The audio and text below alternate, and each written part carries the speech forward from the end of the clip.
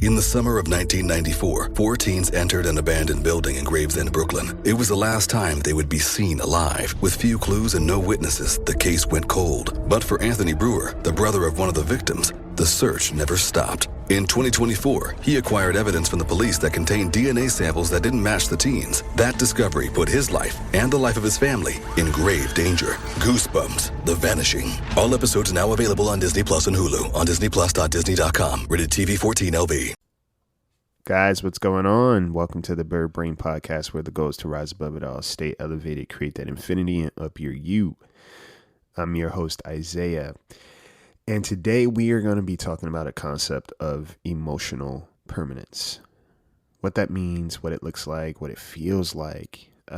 If you have, first of all, if you know anything about attachment theory and you have an anxious attachment style, this might be something interesting for you to think about and process. And hopefully it helps by the end of it, because that's the goal, right? If you've been through a lot of scenarios in life where, you know, there was a lot of inconsistencies in your relationships, emotional permanence may be very familiar to you. All right, so we're going to talk about it, and we are going to do our best to unpack and navigate and come out on the other side. All right, so if you're driving, put on your seatbelt. If you're at home, put on your seatbelt.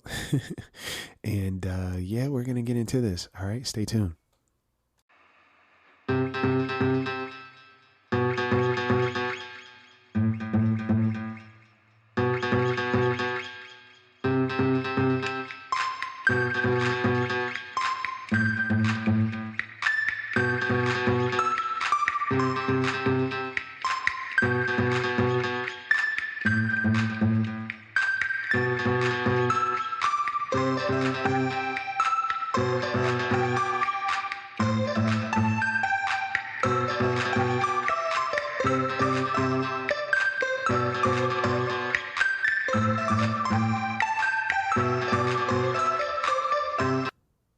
Guys, what's going on?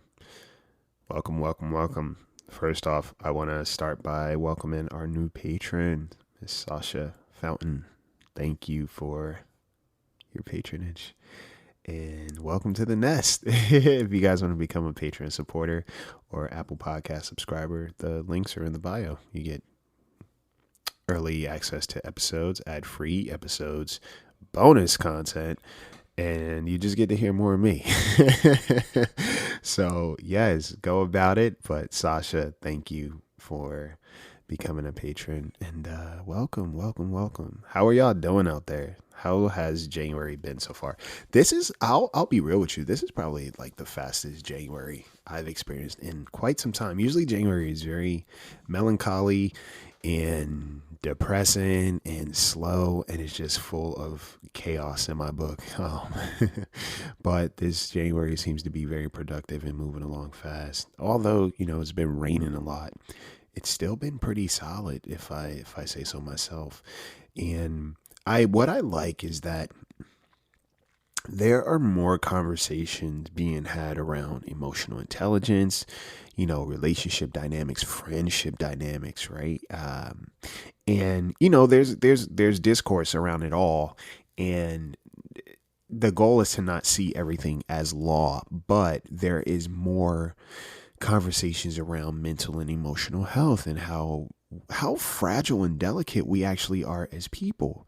I think for so long there was like this ability to bypass how we treated other people just because you didn't really have to deal with it, right? You didn't have to deal with it, and or society allowed you to kind of navigate in such a way where you could just bypass what you were doing to others without there being a conversational piece around it. And it was appropriated. Even up until recently, it was appropriated. Like ghosting, for example. Like that was a thing that was like, it was very okay to do. It was just a social norm. You did what you did. Now there's conversation around that, because depending on who you ghost and how you ghost someone, that's going to leave a very heavy impact depending on who the person is, right? And depending on who you are as a person, how fixated you are on your relationships, how that impacts other people, etc. There's reverberation, if you will. There's an echo for responsibility and behavior in the ethers now, I feel. And I like that people are having more of a representative for how they feel, right? For what they think. And they have, these tools, if they choose to use them, to work through it. And one of the things I wanted to talk about today was emotional permanence, right? If you don't know what emotional permanence is, this is a concept I just recently learned about. But, studying psychology, you learn about object permanence, right? And one thing I can think about in particular was, there was this one video in school. They show a baby, right? A baby, someone has a toy in their hand and they're showing it to the baby. They put the toy behind their back. The baby's still looking, but the toy isn't there, so it's out of sight, out of mind, right? Object permanence. If the toy isn't there, I don't remember it ever existing, kind of deal. You know what I'm saying? And if you have been in experiences where love, right, or affection or care was inconsistent, more often than not, emotional permanence is a thing that's difficult for you. There's a constant need for reassurance, and when it's not there, if you're an anxious attachment specifically, you're kind of triggered, right? It's like, oh, this person doesn't care about me anymore, right? We're only good as long as you're in my face. And beyond that, I can't hold on to the object, aka the idea that I still matter to you, unless you're telling me in this moment, as soon as you leave, or as soon as we get off this call, as soon as the text messages stop, the idea that I matter to you, the idea that I'm valued by you is not there, right? Then I'm nervous. And then the fear of abandonment creeps in. And then, I spiral a little bit. And then that sends me into like this depression or this angst, right? Where I'm like, I want to connect, or I want this. And again, this just does not apply to romantic partnerships. The unfortunate thing about abandonment of any kind is that it shows up in all aspects of your life, right? Just shows up. And it's unfortunate because it's painful, right? It's a painful process to work around. And I don't know if you ever really heal from it. You heal parts of yourself for sure, and it will require you. And this is why I think, the healing work, the shadow work, and all that we talk about is so raw. It's so what's the word I'm looking for? Visceral, uncomfortable, but necessary. And I will say this, a temporary discomfort is better than a life of it, right? So going through those moments and checking yourself and like forcing yourself to stand still sometimes is so important, right? Those moments you need, going back to anxious attachment, those moments you need reaffirmation from another person. Ask yourself, how can I give it to myself instead? Because if I'm consistent on my end, right, whether somebody comes or goes won't be as painful and detrimental to me because I'm doing it. And it's hard, right? Because we don't experience ourselves like other people do, or we don't experience ourselves like we get to experience other people. So it's important that it's hard, y'all. It's just important to do little things to take care of yourself. Like, when those feelings creep up, pause and be like, is there truth to this? What's the truth to this? Right? Where's the information? oh, this person's not making plans, or, communication is only a certain way at a certain time, and now it's not happening. So therefore the whole routine is thrown off. So basically what you're looking for is consistency in your relationships, right? So when we are seeking consistency in our relationships, not necessarily frequency, but just consistency, seek the latter. Because frequency is not always an indication of somebody's loyalty, intention, right? I've said this before. Consistency versus frequency. It's the difference between somebody who's always hitting you up when they need you, right? And then they disappear until they need you again. And then there's a frequency to their behavior. And then somebody who's consistent is like, regardless of whether things are good, bad, or indifferent, I'm still going to reach out. Like, I don't only seek you out when I'm in need or no one else is around, or, I don't have better things to do, right? I'm confined to a situation, and now I'll reach out to you, right? Because that sucks and that hurts. And that's where, emotional permanence can be exacerbated, because you have a person that's, hitting you up in one spot, hitting you up in one span of time. And then as soon as there's a change in their schedule or their priorities,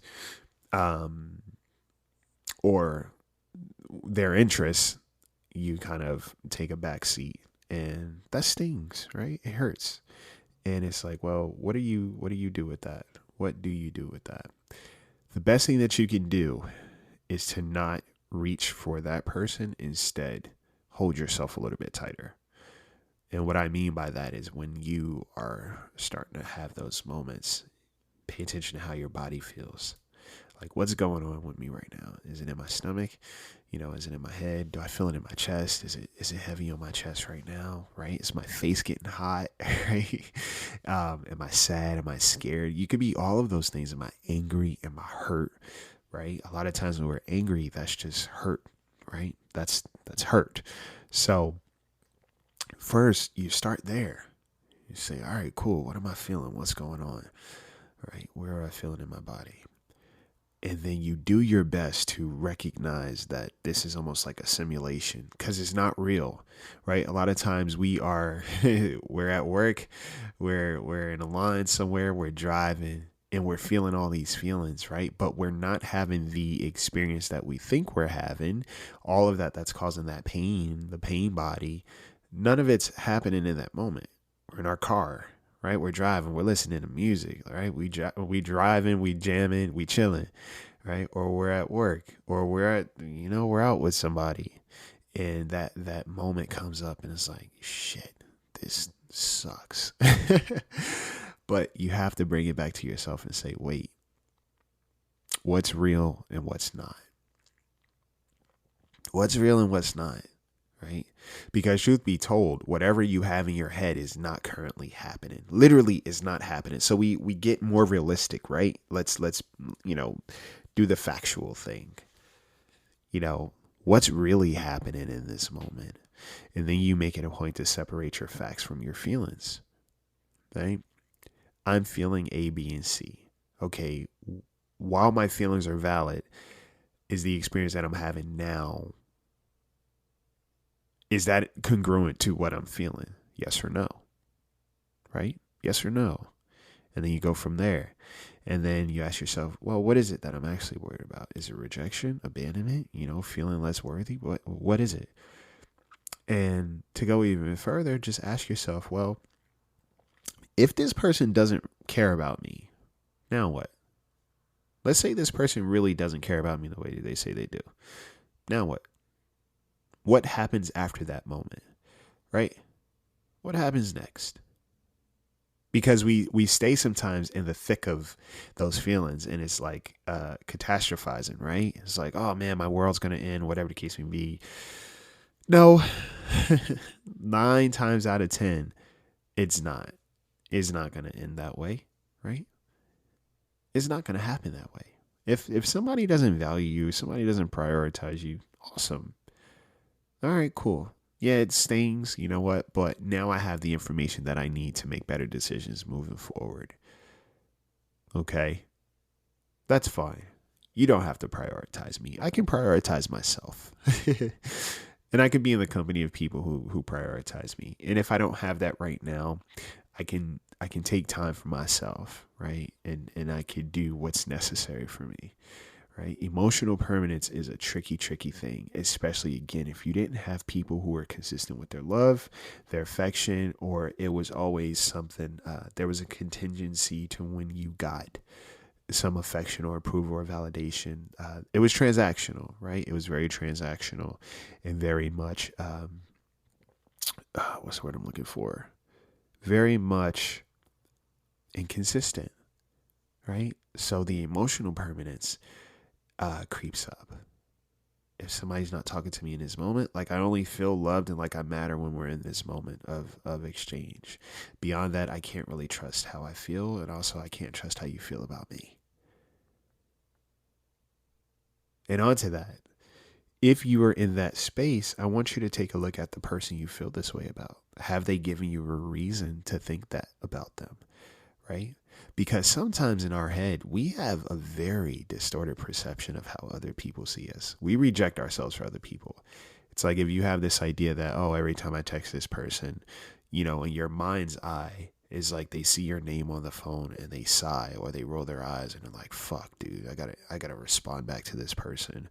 um, I gotta take this text because this person texting me. Hold on, I'm gonna get rid of them, right? Or, I'm not gonna respond. I don't feel like talking to them, so I'm just not gonna respond. You have that modality in your head that's what someone thinks about you, and usually it's the people that you love the most, right? People that you adore and cherish, and you truly care about them, and yet still on the opposite end in your head, you think that they consider you like the dirt on the bottom of their shoe. And I want you to ask yourself, how you see that person is very painful, right? And it's as good as you think that person is in your life. You don't have a good perception of them. Ask yourself, do they deserve to be thought of that way? Does this person deserve to be thought of in such a way that makes them seem like a very brash, bitter, vindictive person when it comes to you and what they think of you? Do they deserve to be thought of that way? And also think about it. If you were to tell a person that you think that's how they think of you, how do you think it would feel for that person to hear that? It would probably hurt them, right? Because they'd probably think immediately, oh shit, I'm probably doing something wrong. I'm not treating this person right. I'm not being present in my relationships. I'm not, being consistent. And for, to some degree, some people very much don't care. But a lot of times there are people who do truly care, right? And they have no idea that this is what you're feeling. This is what you're thinking. This is what you think they think about you, right? Because your emotional permanence isn't there. And that's a good thing to think about sometimes too. Like, are you the kind of person to be thought of in such a way, with such disdain and annoyance and aggravation and obligation? Is that really who you think you are as a person? That people only can continue relationships with you out of obligation because they feel like they have to, versus you being that person that people just love and adore and want to take care of and value? Do you truly think that you deserve to have that perception of yourself and that other people have that perception of you? And in turn, you have this perception of other people. Is that deserving? Does anybody within the relationship deserve to be thought of in that way? Yes or no?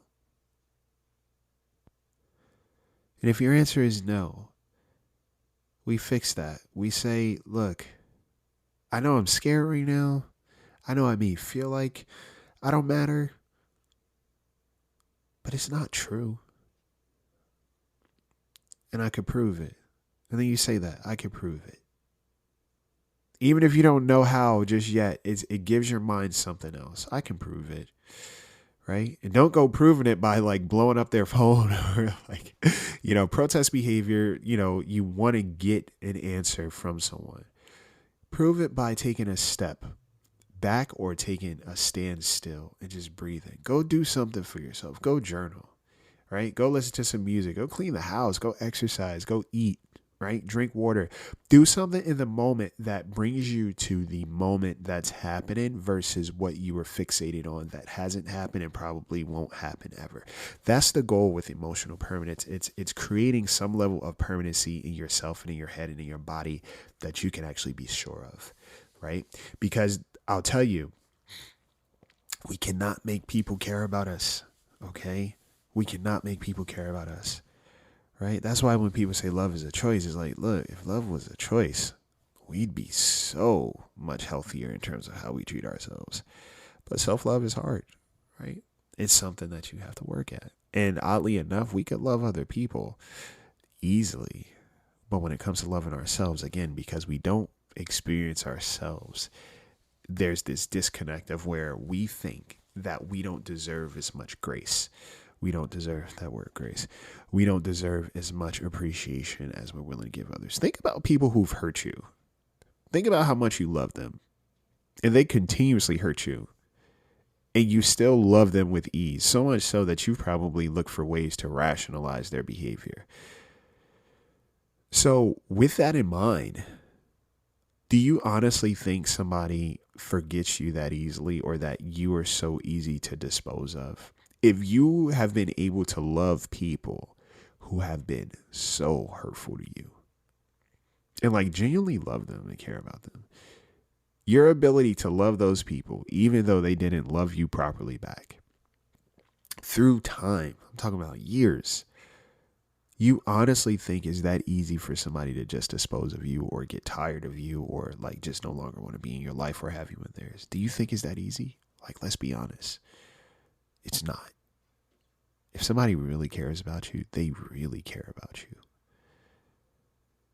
Right?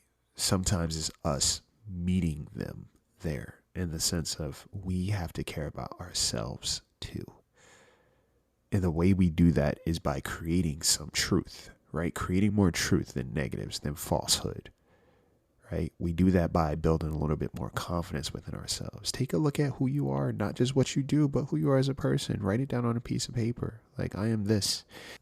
It's not a one fix. It's tough. It's really tough. It's challenging, but you are worth the challenge. And what it requires is you being mindful of those moments when you're triggered, right? Being mindful of those moments when things come up and creep up, like those negative feelings, right? Where can I turn that feels consistent and safe? Right? Have a hobby. Manage your time, right? I want you to write out what your day looks like on a day-to-day basis. You have 24 hours just like everybody else. What are you prioritizing within those 24 hours? Okay? What does that look like? Right? Is it productive? Right? Where can you reprioritize? If you recognize that relationships may seem a little bit one-sided, where can you prioritize instead? Where are your boundaries in terms of that? Have you communicated? Right? And I'm going to be the first one to say it. Not every relationship that's one-sided deserves communication. Sometimes people know. Okay? But it requires discernment. I'm not saying that every situation you have to just walk away from and stonewall. And I'm also not saying that every relationship you have to communicate and offer your communication, because communication is not comprehension and communication does not always encourage change. Character, it doesn't change with a conversation. Okay. But recognize what are the patterns or themes within the relationships that I keep cultivating. Do these people feel consistent, or am I trying to force consistency within this relationship? Okay. Think about that. Right? Because we have choice in the relationships that we have. Okay. And emotional permanence is relying on you to make better choices about who you're engaging with, right? How safe they feel versus how comfortable they feel.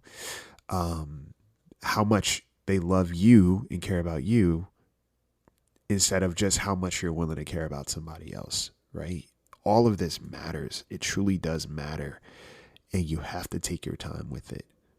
Okay. Especially look up attachment theory, look up attachment styles, because that'll help you a little bit too in terms of like how you navigate relationships. But if it always feels like a person only loves you as long as you're talking to them, and then when it's out of sight, out of mind, you feel like they don't care about you at all, that's something to think about, right? And if you can, seek out a therapist, right? Talk about these things, right? Work with them. I'll work with you. I coach within these realms because it is a very scary place to be in it. And I think no matter how old we get, we always want to feel like we matter and we belong. We always want that. We're always seeking it.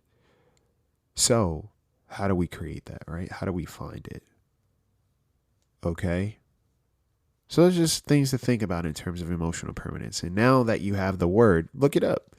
Right. And also pay attention to it. Pay attention to how you feel with other people, because sometimes your emotional permanence is existing because somebody is not being truthful with you or sincere. Right. Where their love is conditional and they are not being genuine and authentic. But then there are other people who very much are. And that's when it becomes our work to love them properly and trust them the way that they deserve to be trusted, instead of throwing aside their affection and their love. Okay. So that's all I got for you guys. All right. I hope you have a good week, and I hope this is something that you think on, journal about it, do what you got to do. Okay. But yeah, work through this because it is a real thing. And especially if you have some abandonment wounds, emotional permanence is very challenging, and I get it. Right. But trust in who you are as a person and how you take care of other people, because that is a barometer for what you deserve in the world, and a lot of times how other people see and perceive you. Okay. Coaching is in the bio as well. If you want to sign up for coaching, I have slots open for new clients, and I would love to work with you. And the link is in the bio. Leave a rating or review for the podcast. Tell the people what you like. It helps the podcast grow in the algorithm, and it just reaches a broader audience, which is the goal. Okay. And yeah, I think that's it. I think I did all the homework. So with that, take care of yourselves, okay? Take care of your heart. Take care of your peace. Take care of each other. And take flight.